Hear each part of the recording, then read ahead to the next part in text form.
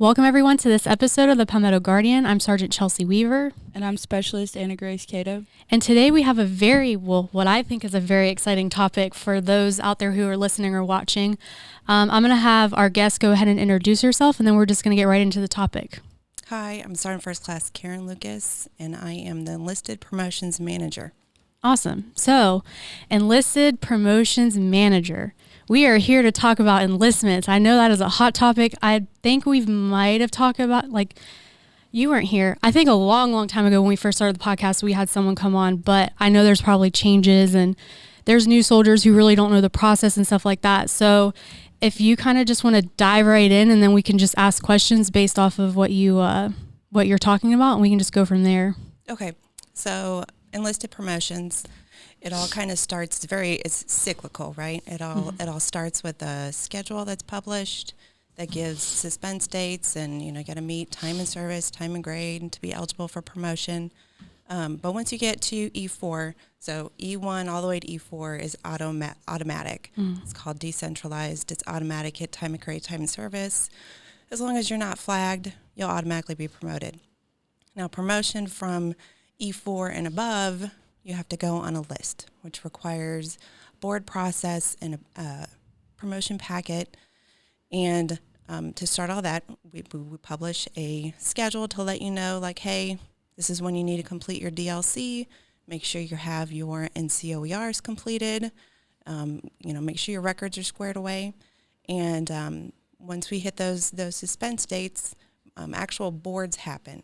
Your packet is looked at, the soldier's packet's looked at, and the board members make determinations, give ratings based off of baselines that we have.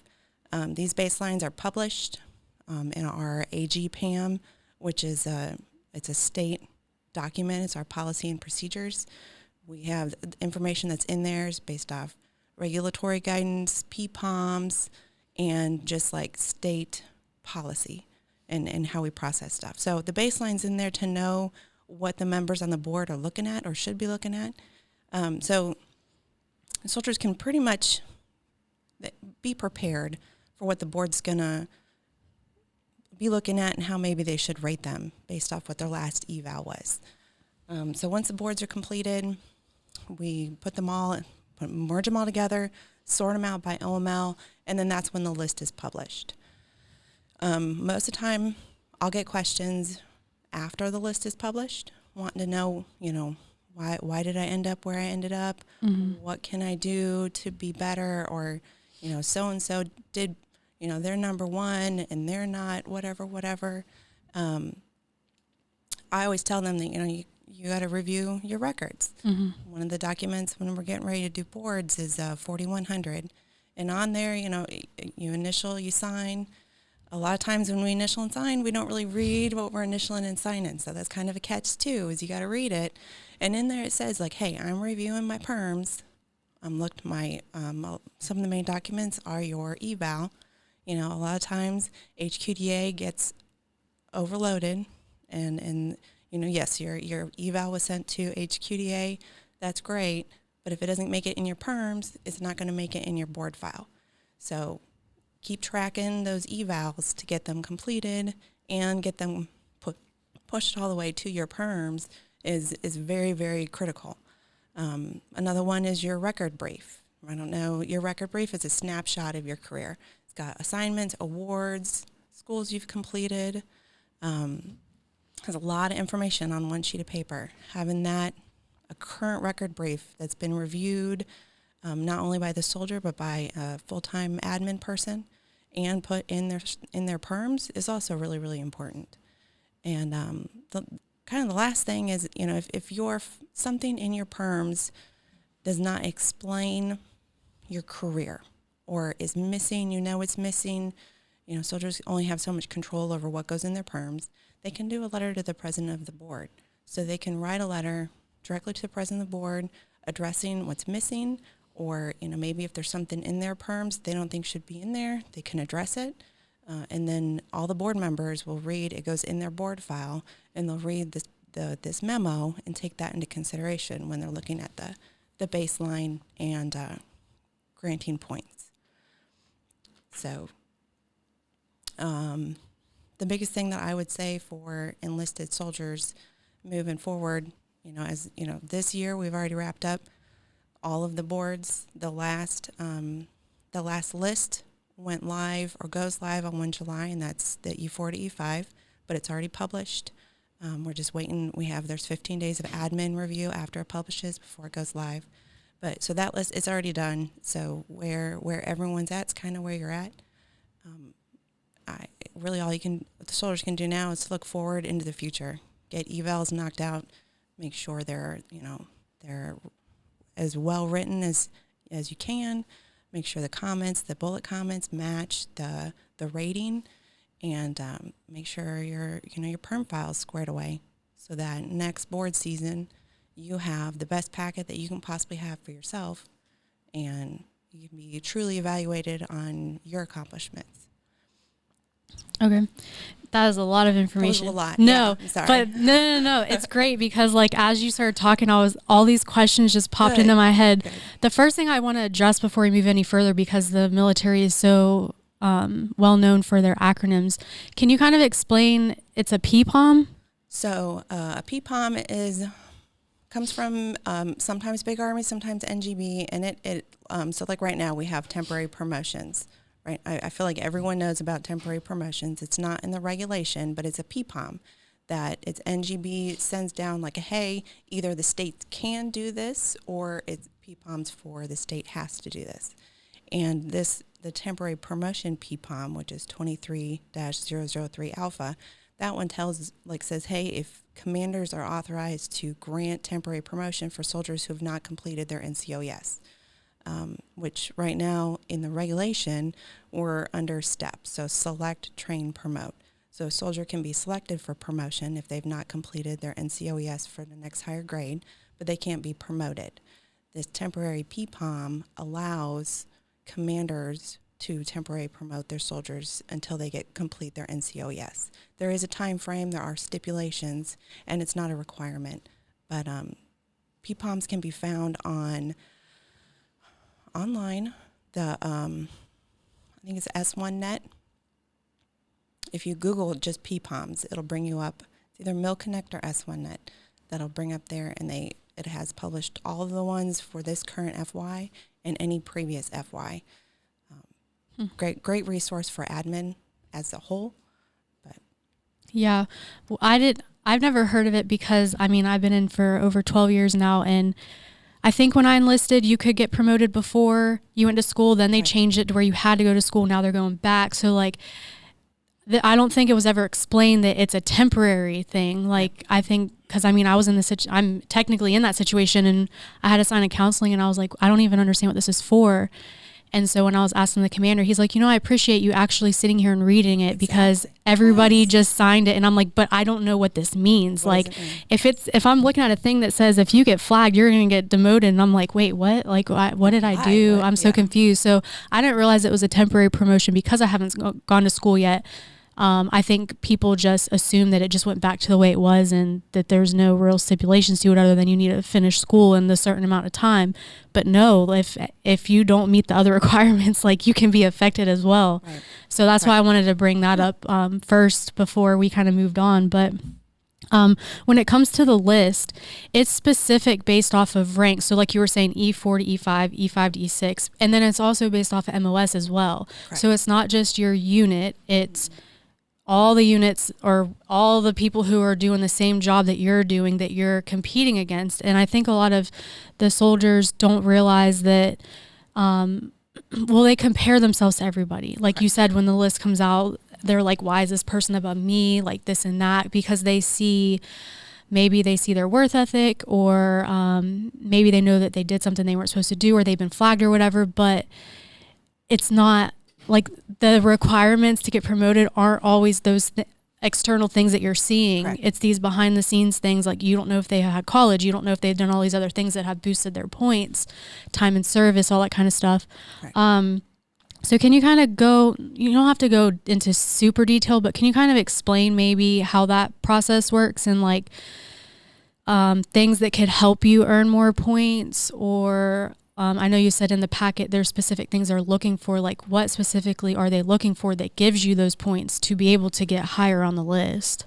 So promotion to E5 and E6, you get admin points. That's like a baseline, is you get admin points. And those admin points are based off of awards you've received, your PT test score, your weapons qual, your civilian education, your military education, any correspondence courses you've done, you get points for that. So that is completely under the control of the soldier, right? If you get a higher PT score, that's going to give you more points. Every category maxes out, so you can't, I have a whole bunch of awards, but I'm really, really bad at PT, but having a whole bunch of awards, I've got, 500 points. It doesn't work that way. They all max out at a certain amount. But the other side of it is the leadership aspect, which is evaluated based off your evals. So when you're doing a paper packet, the admin points for promotion to E5 and E6, that's automatic. That's figured based off what you have and what you've done. It's pretty much baseline. But it's the leadership part that can get a little bit sticky. Your evals can say a lot about what you've done. Having a rater that's good at writing evals compared to a rater that's not so good at writing evals could affect you too. But it's not necessarily just the ranking that you receive, like meet standard or exceed standard, but it's also the comments itself. If it's a well-written eval, it's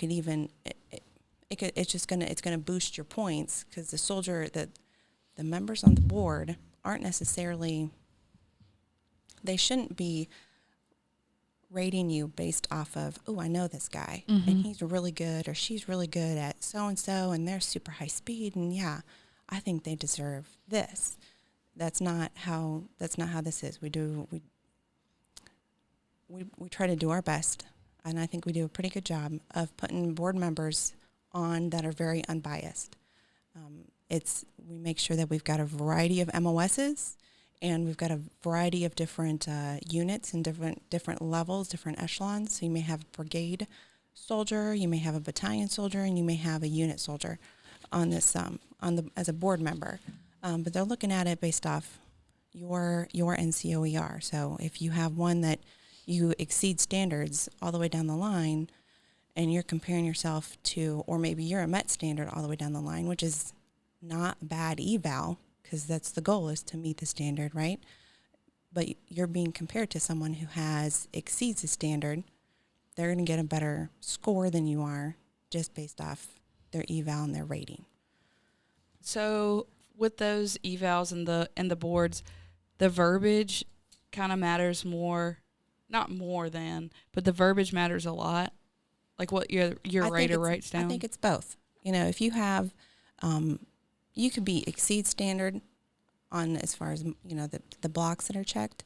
But if your comments are very basic and they're not exceed the standard, and they're like, you basically did your job, the soldier or the member of the board that's reviewing it they're looking at the comments, and they're looking at the block that's checked.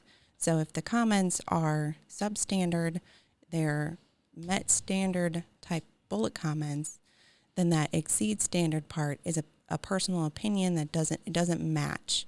So right. The board members, most of them are very seasoned, so they know to look at both, and they're going to read the comments. They're not going to just go off of what block was checked. They're going to make sure that those are quantitative, that they match. Mm-hmm. So after the selection process, so let's say for this year, because everything's done for this year, right. And the list gets published, do your points start over, or how does that part work? So the lists that are live right now will be live for the entire FY until we get into our next cycle, which will start about February, which is when we'll start doing the boards over again. Where you are at on your OML will stay, or that list will be live until the new list publishes.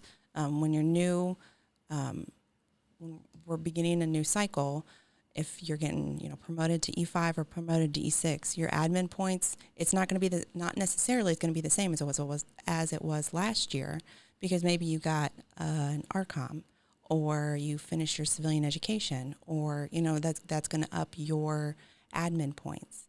And then you should have at least one eval during that duration.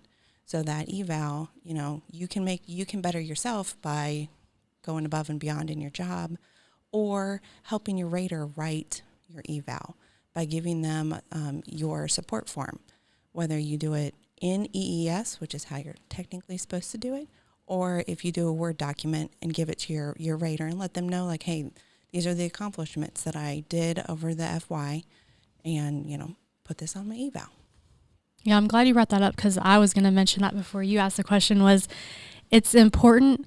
So I think when people enlist, they kind of just go with the flow of things, and no one really tells them like what the next step is, or things that they should work towards and all that kind of thing, unless they have like a really good team leader, squad leader, platoon sergeant. Like, I mean, when I first enlisted, I didn't think of any of this because no one talked to me about it. Nobody was like, hey, if you want to get to this goal, like, you need to do these things. It was kind of like I showed up to drill, went home, that was it, got a paycheck.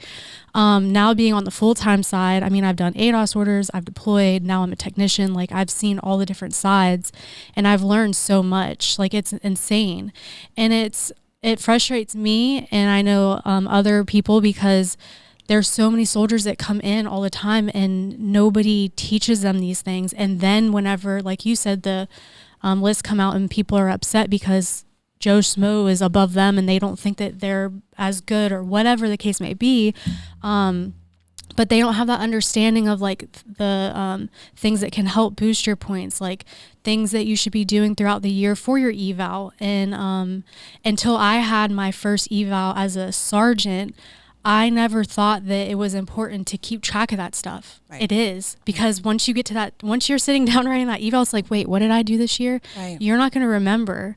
And so like, if you're constantly keeping track of, okay, I went above and beyond and did this, or I was promoted to a team leader as whatever, like, and you're keeping track of those things, it makes it so much easier when you go to write your eval, because I've witnessed people sitting there like pulling teeth trying to find bullet points, and it's like, it's frustrating. Yeah, exactly. And not only that, but I don't think a lot of people realize that doing more than just showing up is important. Right. And being role models for those newer soldiers that are coming up behind you, like, that stuff helps. And if you're passing on the knowledge to them, then they're going to pass the knowledge on. So I think that's very important, to be known that, hey, like, you need to keep track of your stuff. Like, your platoon sergeant, your commander, your first sergeant, they're not going to keep track of any of that. Like, it's your responsibility to do that.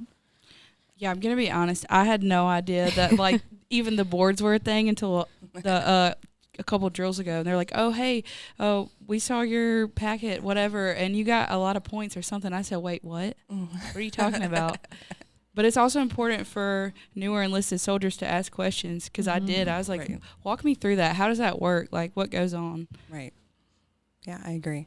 What I do is, and for me, it didn't dawn on me how important career progression was for myself.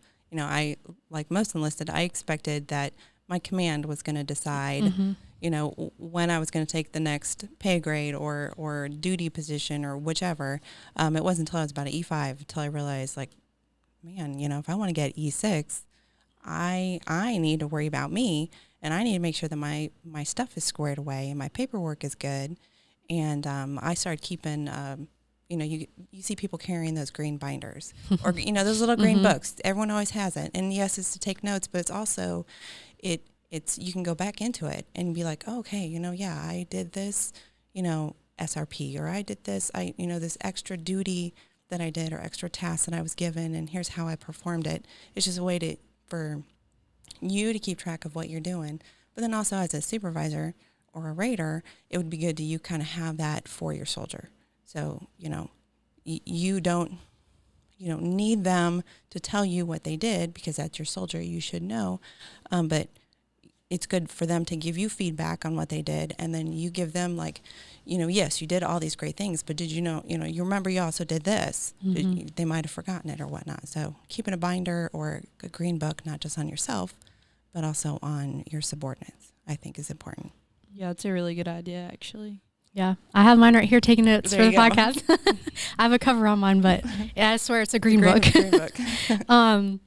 So with that, I know one thing too that's been kind of difficult for M-Day soldiers is accessing different, like their I-perms and all that stuff, because a lot of it has to be done on a government computer and all that. And there's all these forms that when you do your records review, they're like, you look at it and it looks like another language because it's numbers and slashes and like all this stuff, and nobody ever sits down. Like, I still don't understand it, and I've asked multiple times, like, can somebody please explain this to me, like the retirement points and all that. Right. Because it's confusing. Like, if you're not admin, you don't know how to do that unless someone tells you. And so with the points and everything, like you were saying, is like, how can soldiers view those kind of things before it gets to the point where it's at the board level and they really don't have any, like, they can't add anything into it? Like, how can they keep track of that so they kind of know where they're at, so that they're not surprised whenever the boards get done and they're like, well, why did I only get this many points? Right. Kind of thing. So IPSA has kind of helped us get there. Right now in Release 3, soldiers can go into self-service and they can review their promotion points worksheet. And that's going to automatically populate data that's in IPSA and DTMS. So in these other systems, it's going to populate what the points would be based off of the score that you have, or how much awards you have in there. So that's one way to do it. And IPSA, you should, my understanding, I haven't tried it myself, so I can't say absolutely. You should be able to get on your phone and look at yourself, because it's not PII. But get on your phone, go under self-service, and you can look at your promotion point worksheet that way. But also, if you're reviewing your record brief, which you could Google review my record brief, and it will pop up a link for you to go into. You do have to have a CAC card. That doesn't necessarily mean a government computer. It is easier on a government computer, but having a CAC card to get into the system. But reviewing your record brief and seeing what awards are showing up on there, because whatever shows on your records brief is what is in the system. If you're trying to figure out like how many points you get for what, that's all in the regulation, AR 600-8-19. Those points are baseline, they're regulatory requirements. It's not something that's sneaky hidden over here. It's all published requirements. Is there anything else that you would like to add? I mean, we have talked about a lot. I feel a little bit better now, kind of understanding things, and I hope everyone listening or watching has learned something. But is there anything else that maybe we haven't talked about, or advice you want to leave us with, or just anything in general? So you kind of hit on it. A lot of times you're doing records reviews, or you're given a piece of paper to sign, and being in the military, we're used to just sign in and trust in that person that's given it to us. I would encourage you not to do that. Ask questions. If you don't understand what it is you're signing or what it is you're reading, ask questions, and get initiative and make yourself knowledgeable on whatever that form is, because that form could be, it could hurt you, it could help you. Maybe the data on it is wrong, and you not understanding what you're signing, you're basically, you could be signing wrong data. So ask questions. Don't just blindly sign stuff. Make sure you know what you're putting your John Hancock on. Absolutely. I think that's the best thing to kind of end this on. Yeah.